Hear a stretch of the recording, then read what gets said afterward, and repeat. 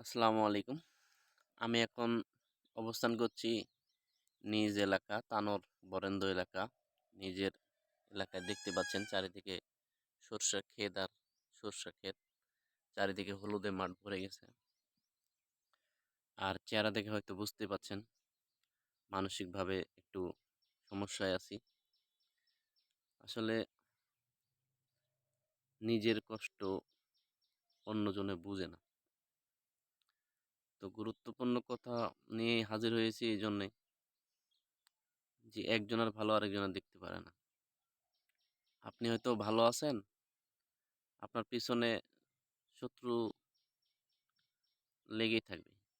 সেটা যে বিষয় হোক আপনি একটু ভেবে দেখবেন।